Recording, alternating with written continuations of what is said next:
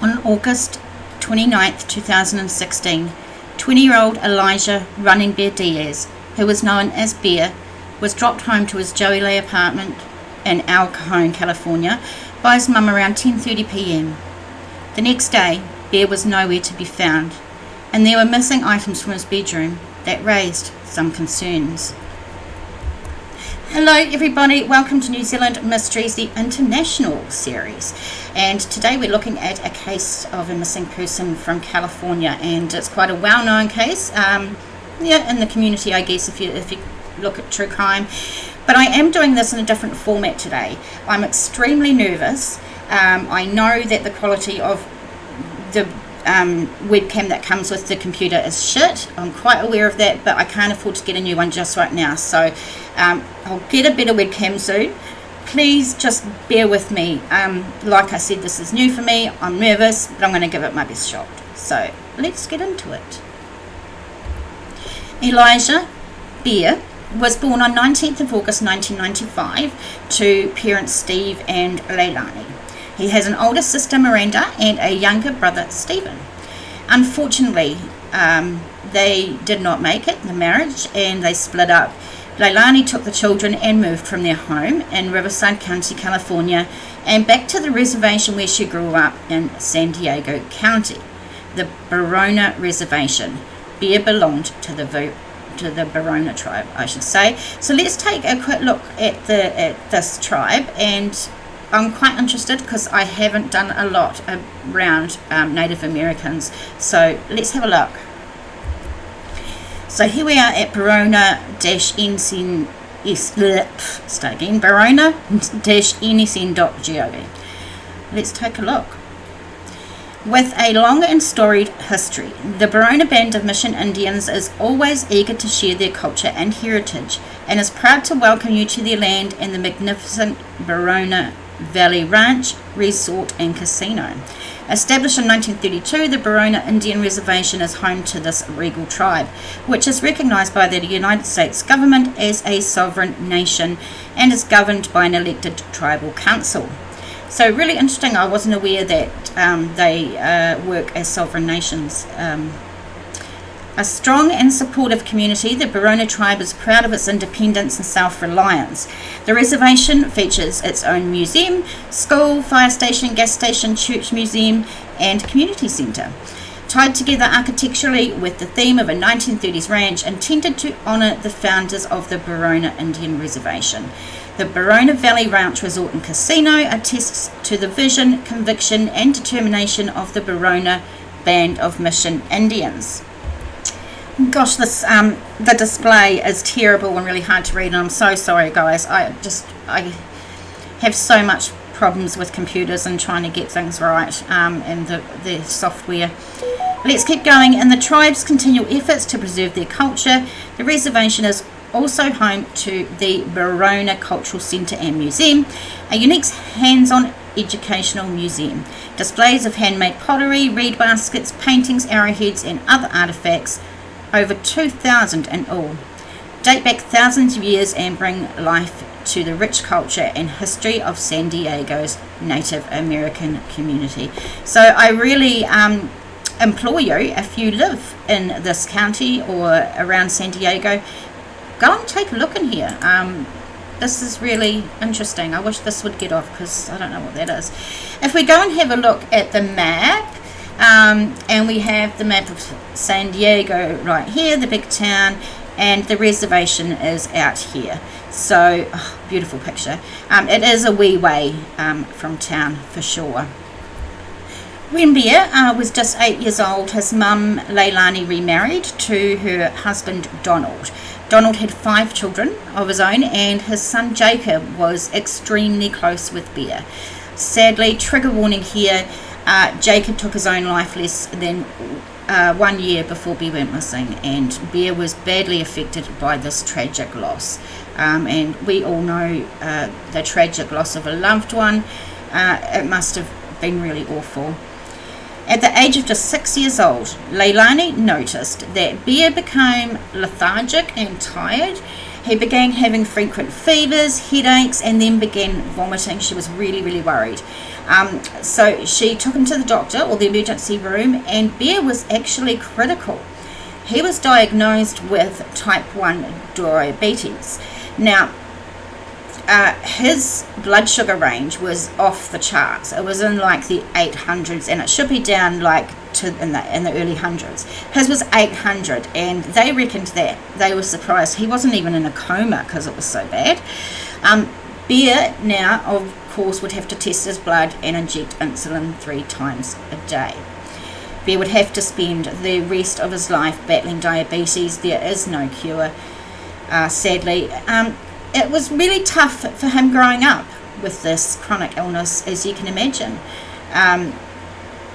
He liked to play with the children, but there were some days that he just couldn't play with his peers, especially if he had to go in also and get his injections. Some days were okay. It was really, really tough. This naturally took its toll on Bear, not physically or just physically, but mentally as well, as you can imagine. So, not surprisingly, growing up, Bear started to struggle with depression.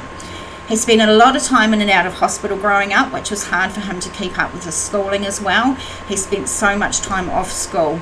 His mum just really told him, provided you at least got the GED, then she was happy. Growing up, Bear wanted to help any of his mates out, and there were always teenagers in the house and crashing on the couch if they needed to. It's like Bear, once you were his friend, you were treated so good, and he would treat you really well, and he's really, really loyal. And he makes friends very, very easily. He just really liked to help and support those that he called his friends. Bear began to have other symptoms that came along with having diabetes. He had cataracts in his eyes. He couldn't see that well. He had glasses. But the biggest thing for Bear was the damage to his feet. And if you are a type 1 diabetes sufferer, or you know of somebody, the feet really need to be looked after. Bear suffered from neuropathy, which causes sores and blisters on your feet. And at the age of 17, Bear spent around 5 months in hospital, and his feet were in such bad shape. On one of the articles that I read, it said that it was close to being cut off. I can't remember. Amputated, that's the word. Amputated. Thank goodness it didn't. At the time of Bear's disappearance, though, his feet were in such bad shape that he could hardly walk, and he had to use either a wheelchair or crutches to get around. Bear and his mum had a really close relationship. Like, it felt like not just son and mum, they were really each other's best mates in a way. And some people I've heard, say it's not right for a mum to be best friends with a young adult. But me and my my son, are best mates, and he's 22. And I'm not telling you how old I am. But yeah, it happens. We're really, really close. When Bear turned 20, he wanted some independence, which you can understand. He wanted to move into town to be close to his friends and other places, as the reservation was quite far out of town. Luckily for Bear, the reservation had a casino on it, as we know, and every month tribe members would receive money from this. Never even knew that. That's cool. While Bear was growing up, his was put into a trust which he could access when he turned 18. This meant that Bear was able to cash up for a house, pay it with cash in town, and he moved into the 700 block of Joey Avenue in El Cajon, San Diego. And he was able to deck it out with TVs, furniture, gaming consoles, and Bear also bought himself a couple of sweet cars as well. Unfortunately, at the time he couldn't drive them because of his feet, but he did have them. Now, I mentioned that Bear and his mum, Leilani, were close. She spent hours with Bear every day, like 5 hours. She would dress his feet, she would take him to all his medical appointments, take him for drives in the car to get him out of the house. And when they weren't together, they would ring each other, like I said. And Bear would ring his mum just to say, I'm okay, mum, don't worry about me, type of thing. Once Bear was in his new apartment, he started to go and hang out in a hooker lounge and met lots of new people. And we've spoke before about Bear meeting someone and they immediately become his friend. If you talk to Bear, you were immediately a friend of his. Bear had a couple of full-time flatmates in the end that he had met at the hooker lounge, and every day Bear's apartment would be full of people hanging out or sleeping over, mostly coming from the hooker lounge. Some people stayed for days at a time. Bear liked to look after his mates, and they benefited from the perks of Bear having that money from the casino. Sadly though, Bear's health had been declining. As I said, he had these problems with his feet. He was getting around on crutches, on a wheelchair, and some days he could barely walk, or some days he couldn't even get out of bed. Now, Bear was 5'9" and weighed only 100 pounds, and that's 45 kilos, and that is extremely tiny. He was very thin and very weak. He couldn't even drive the cars, like I said. Some days couldn't get out of bed, like I said. Leilani essentially became his caregiver. All this led to Bear suffering more and more with depression. On that Saturday that Bear went missing, his family had to attend a funeral. Bear wasn't up to going to the funeral, but afterwards Leilani rang Bear and said she'd come and pick him up. Bear didn't last long though. He became quite agitated as there were kids playing who were making a lot of noise, and it just wasn't for him. But it was too much, and Leilani took him back home. During the car ride, however, and when they arrived at Bear's house, they argued. Leilani tried to tell Bear that he had a lot to look forward to. She suggested he go back to school. It would give him something to do and he could make new friends. But Bear was having none of it. He told Leilani that she didn't know what it was like, and he tried to really stress the fact that she just didn't understand what he was going through. Because Bear was really agitated, Leilani left to let Bear cool down a bit. She left around 10:30 p.m. At 11:15 p.m, Leilani received a text from Bear telling her that he loved her. This, sadly, is the last text she would ever receive from Bear.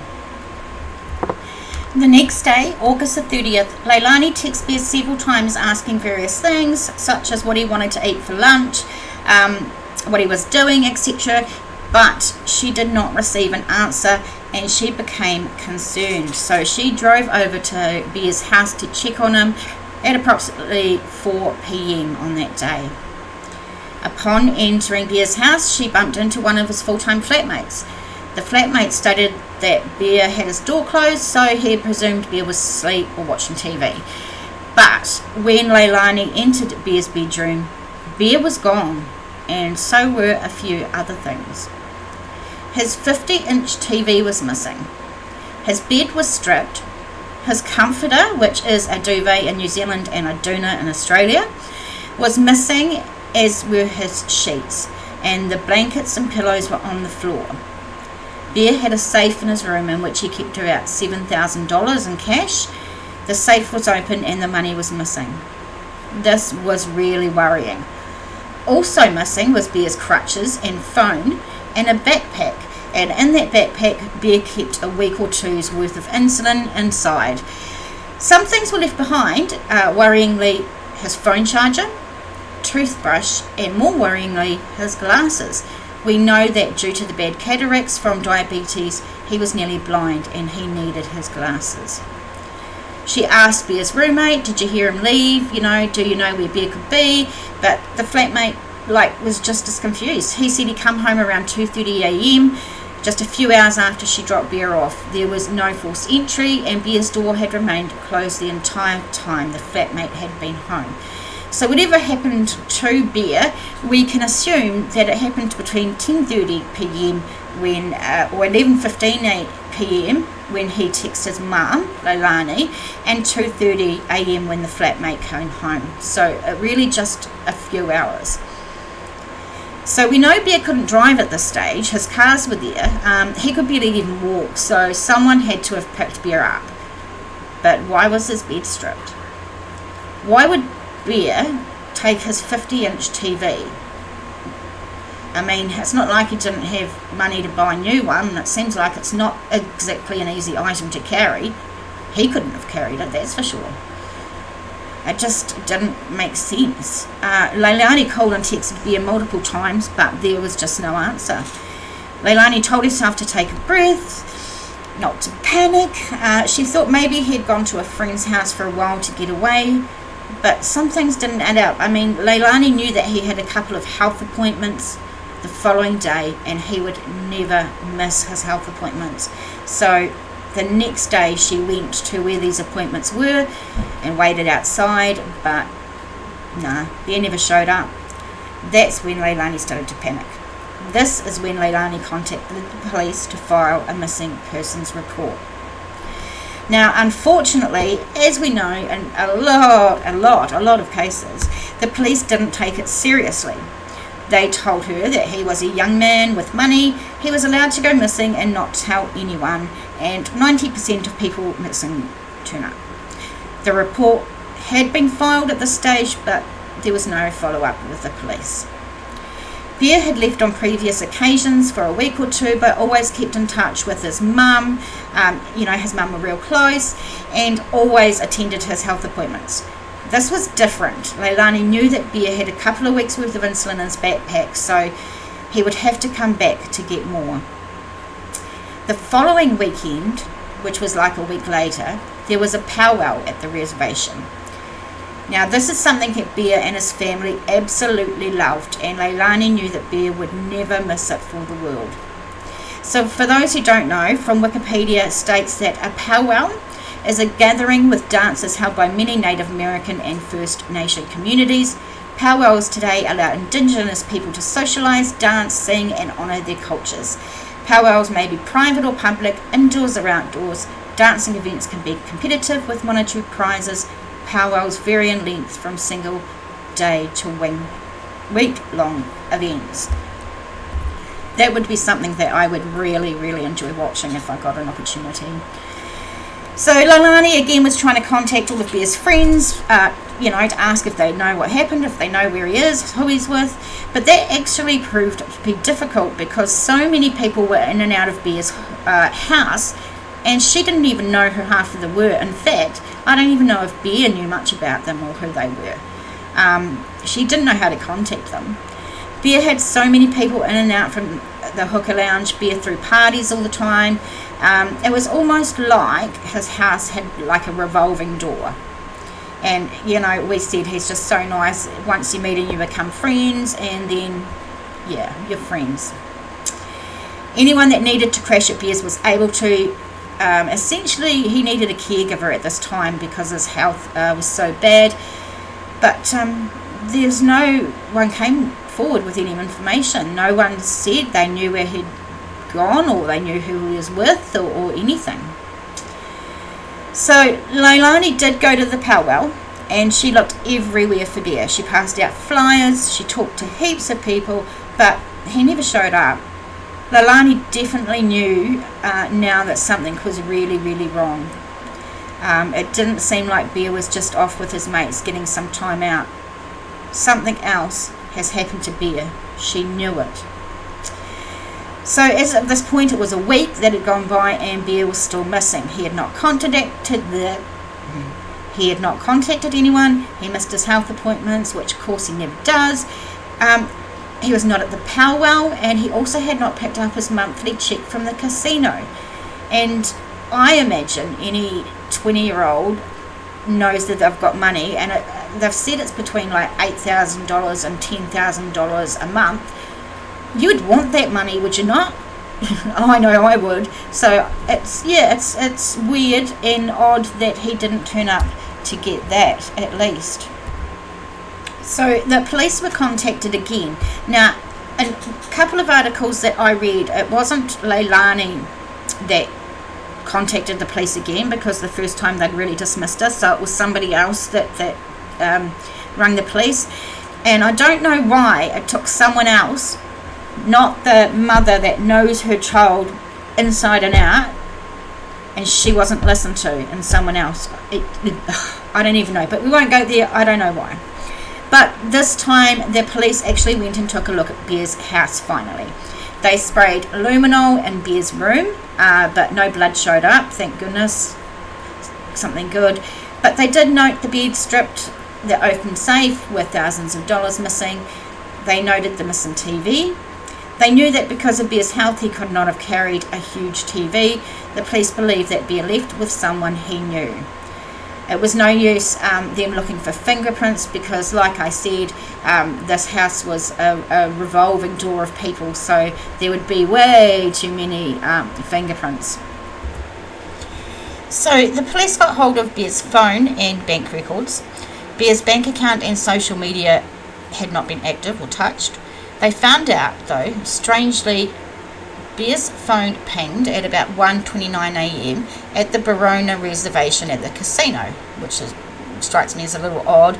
Then just 29 minutes later, his phone pinged in Santa Isabel, which is a small town near San Diego Mountains, which we'll look at in a minute. There wasn't much in this area. It was very rural. The mountains were very rugged, and it was full of wild animals. There is no way Bear could have climbed these mountains, or he could barely walk. Bear's phone was turned off on August the 30th, 2015, just a day after he went missing. So if we have a quick look here on this map that you can't see, so let me give you a moment to do that. Again, I apologise how hard it is to see. I'm working on it, guys. I'm working on it. Yeah, it's so frustrating. So at the bottom here we have 700 Joey Avenue. So this is where his home was in San Diego, on the outskirts. Here's Barona Resort and Casino, so that's about an hour. And then we have where the phone pinged in Santa Isabel. Now, if I put the layers on here, you can really see, if we go in, there's not a lot around here. These rugged mountains, they are rugged. Bear's not going to be able to get up there. Someone got rid of the phone, they must have. So very, very sad. But let's continue. In the mountains, there wasn't much in this area. It was very rural. I think I've said that. The police searched a 1 mile radius around where his phone pinged, but there was never no sign of Bear or anyone else for that matter in those mountains and around that area.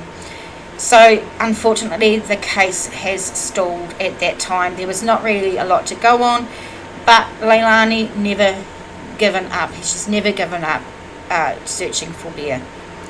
Actually, the day after Bear went missing, another 20-year-old Skyler Peterson Tosic went missing as well. His mum seen Bear's story and contacted Leilani, and they compared the cases. It seemed like there were lots of similarities between the cases, but police said that they were not related. It's good, though, that both mothers found a sort of comfort, hopefully, in each other's heartache. I think that's a really nice thing to come out of it. On October 17th, 2015, an unidentified body was found at Lake Hodges. Both ladies' mums were obviously anxious to see if this was one of their boys. The lake is between El Cajon and El Escondido, where Skyler is from, but sadly the remains ended up being those of a female. Leilani was legally allowed to ask the roommates to leave, and she made the house her search headquarters. So there is currently a $50,000 reward for info about what happened to Bear. In 2016, a billboard about his case was displayed in Lakeside on southbound State Route 67 at Mapleview Street. A banner reading "Bring Bear Home" was also on display outside Diaz's home. At one point, Bear's family, friends, and even volunteers went door to door in El Cajon, trying to remind the public that he was still missing. The man, they also, family, hired a private investigator, and they said the case was highly suspicious. In April 2017, Diaz's case, I can't talk, received national attention when it was profiled on the TV series Disappeared. Now, Disappeared is one of my favourite programs. I really like it. Today, a website, Bring Bear Home, continues to try and spread the word, which is going to be in the description box below. In the description box, I'll have ways you can check us out, links to our Facebook page, there's links on how to donate, always appreciated, never expected. I'll have the website for Bring Bear Home as well, and of all the sources that I've used. Motive. I don't know what you guys think, and I'd like to hear it in the comments what you think, but I think it was about money. The bear didn't hide the fact that he had money. He was shelling out money all the time wherever he was going. People could see that he had money.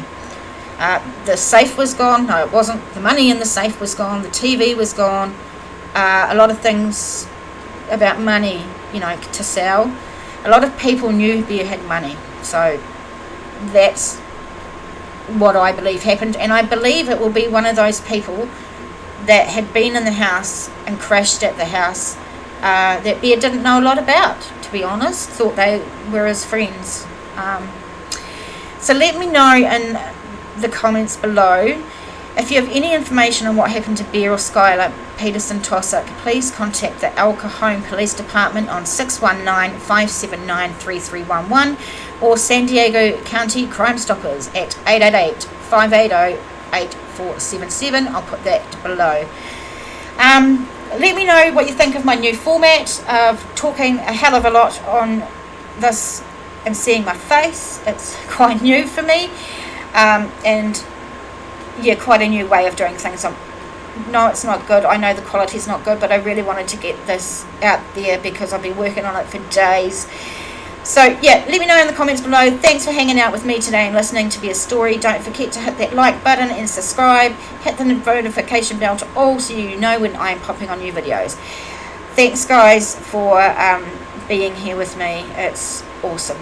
I appreciate you guys like you would never believe. Thank you so much.